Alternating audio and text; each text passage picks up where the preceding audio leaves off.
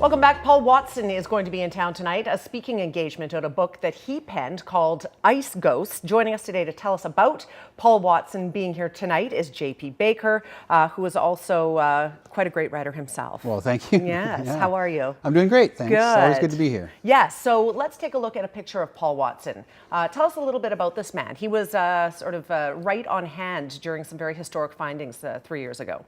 That's right, yeah. In 2014, he was on the Coast Guard icebreaker that actually found the HMS Erebus, which was one of the two ships from the Franklin expedition that was sort of lost for 150 years. So a lot of people saw that on TV when they found the first of these ships, and then the second was found 2 years later. So he was actually on that boat.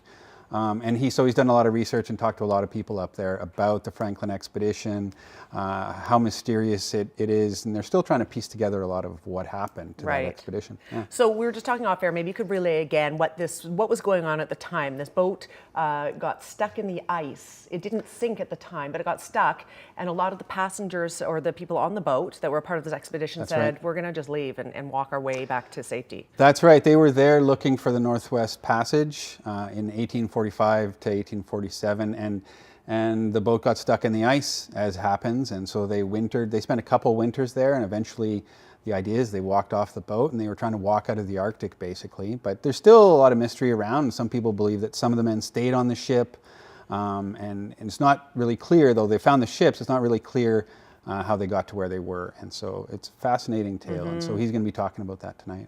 And so he was the only journalist aboard the boat when they discovered the sunken ship. Is that right? That's right, yeah. So I think that, most of the people on that boat were Parks Canada, archaeologists, marine biologists and such. And so he was the only journalist there. So he's written a book about it. Yeah. And so his book sort of revolves around the discovery of that, but also weaving in some of the stories that the Inuit told him at the time, which would also be very interesting, because I get the impression, and I think we all do, that First Nations really are very good at passing down their stories from generation to generation. Yeah. And so within that, there's probably a lot of valid information that sort of rounds out some of the questions. Oh, and that's a huge part of the book, and that's a huge part of what he'll talk about.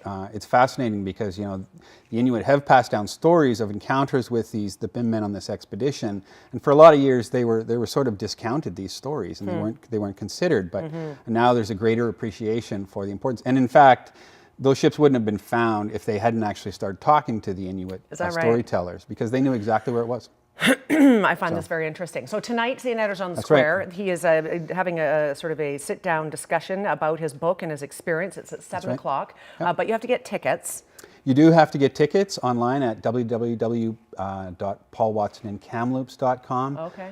We are almost sold out, so if you are interested, I suggest going and getting tickets right away. Okay.